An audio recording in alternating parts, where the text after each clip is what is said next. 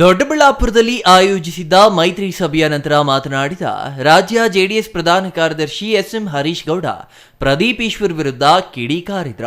Chikkaballapur JDS ಜಿಲ್ಲಾಧ್ಯಕ್ಷ ಮುನೇಗೌಡ ಮತ್ತು ಮಾಜಿ ಶಾಸಕ ಕೆಪಿ ಬಚ್ಚೇಗೌಡ ಜೆಡಿಎಸ್ ತೊರೆದು ಕಾಂಗ್ರೆಸ್ ಸೇರ್ಪಡೆಗೊಂಡಿರುವ ಬಗ್ಗೆ ಪ್ರತಿಕ್ರಿಯೆ ನೀಡಿದ ಹರೀಶ್ ಗೌಡ, ಕುಮಾರಣ್ಣನ ಬಳಿ ಬಂದ ಅವರು ಯಾವುದೇ ಕಾರಣಕ್ಕೂ ಕಾಂಗ್ರೆಸ್ಗೆ ಹೋಗುವುದಿಲ್ಲ, ರಾಜಕೀಯ ಭವಿಷ್ಯ ಕೊಟ್ಟವರು ನೀವೆಂದು ಹೇಳಿದ್ರ.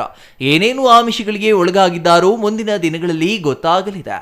ಮುನೇಗೌಡರು ಮತ್ತು ಬಚ್ಚೇಗೌಡರು ಸರಿಯಾಗಿ ಚುನಾವಣೆ ನಡೆಸಿದ್ರೆ ಡಾಕ್ಟರ್ ಕೆ ಸುಧಾಕರ್ ಶಾಸಕರಾಗುತ್ತಿದ್ರು ಎಂದ್ರ.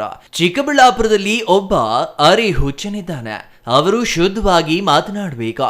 ಸುಧಾಕರ್ 3 ಬಾರಿ ಶಾಸಕರಾಗಿ 1 ಬಾರಿ ಸಚಿವರಾಗಿ ಅವರದ್ದೇ ಆದ ಚಾಪನ್ನ ಮೂಡಿಸಿದ್ದಾರೆ.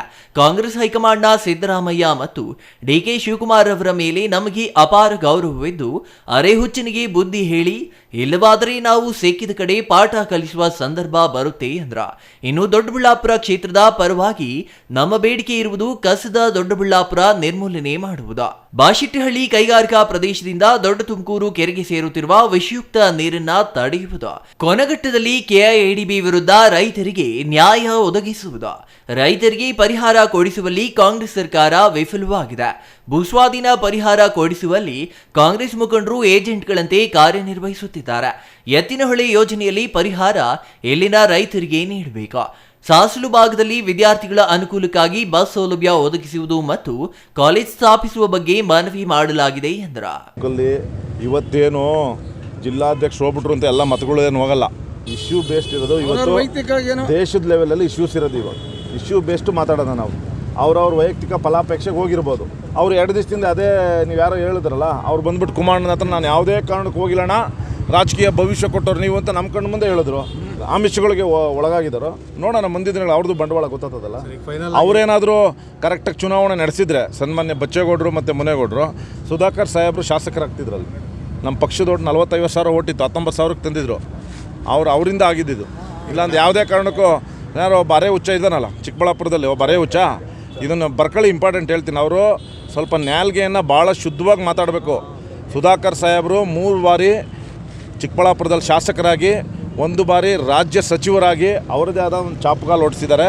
ನಾನು ಕಾಂಗ್ರೆಸ್ನ ಹೈಕಮಾಂಡ್ಗೆ, ಸನ್ಮಾನ್ಯ ಸಿದ್ದರಾಮಯ್ಯ ಅವರಿಗೆ, ಡಿ ಕೆ ಶಿವಕುಮಾರ್ ಸಾಹೇಬರಿಗೆ, ಹಿರಿಯರಿದ್ದೀರಿ ನೀವು, ನಮಗೂ ಸಹ ನಿಮ್ಮ ಮೇಲೆ ಅತ್ಯಂತ ಗೌರವ ಇದೆ. ನೀವು ದಯವಿಟ್ಟು ಆ ಅರೆ ಹುಚ್ಚನಿಗೆ ಸ್ವಲ್ಪ ಬುದ್ಧಿ ಹೇಳಿ. ನಿಮ್ಮ ಪಕ್ಷ ಒಳಿತಿಗಾಗಿ ಹೇಳ್ತಾ ಇದ್ದೀವಿ, ನಮಗೇನು ವೈಯಕ್ತಿಕ ಅಲ್ಲ. ನಾವು ಸಿಕ್ಕಿದ ಕಡೆ ಪಾಠ ಕಲಿಸ್ತೀವಿ, ಎಲ್ಲಿದೆ ಅಂತ ಸಂದರ್ಭಗಳು ಬಂದಾಗ ಪಾಠ ಕಲಿಸ್ತೀವಿ. ನೀವು ಸ್ವಲ್ಪ ಬುದ್ಧಿವಂತಿಕೆಯನ್ನು ಅವ್ರಿಗೆ ಹೇಳಿ ಅಂತ ಹೇಳಿ ನಿಮ್ಗಳ ಮುಖಾಂತರ ಹೇಳ್ತಾ ಇದ್ದೀನಿ. ನಾನು ಹೇಳ್ದಂಗೆ 2 ಇಂಪಾರ್ಟೆಂಟ್ ಇಶ್ಯೂ, ಕಸದ ದೊಡ್ಡಬಳ್ಳಾಪುರವನ್ನು ನಿರ್ಮೂಲನೆ ಮಾಡಲಿ, KDB ಇಶ್ಯೂಸು ದೊಡ್ಡ ತುಮಕೂರ್ದು ಬಾಶೆಟ್ಟಹಳ್ಳಿದು ನಿರ್ಮೂಲನೆ ಮಾಡಲಿ. ಆಮೇಲೆ ನಮ್ಮ ಸಾಸ್ಲು ಭಾಗದಲ್ಲಿ ವಿದ್ಯಾರ್ಥಿಗಳಿಗೆ ಬಸ್ಸಿನ ವ್ಯವಸ್ಥೆ ಇಲ್ಲ, ಒಂದು ಕಾಲೇಜು, ಪದವಿ ಪೂರ್ವ ಕಾಲೇಜ್ ಬೇಕು. ಇವನ್ನೆಲ್ಲ ಮಾಡಿ ಅಂತ ನಾವು ಮನವಿ ಕೊಟ್ಟಿದ್ದೀವಿ. ಮುಂದಿನ ಸಭೆಗಳಲ್ಲೂ ಮನವಿ ಕೊಡ್ತೀವಿ. ಕೊನಗಟ್ಟದ್ದು KDB ಇಶ್ಯೂ, ಕೊನಗಟ್ಟದ್ದು ಏನು ರೈತರುಗಳು ಪಾಪ ಬೀದಿಲಿ ಬಂದಿದ್ದಾರೆ ಇವತ್ತು, ಅವ್ರನ್ನ ಕಾಪಾಡೋಕ್ಕೆ ಕಾಂಗ್ರೆಸ್ಸು ಸಂಪೂರ್ಣವಾಗಿ ವಿಫಲರಾಗಿದೆ.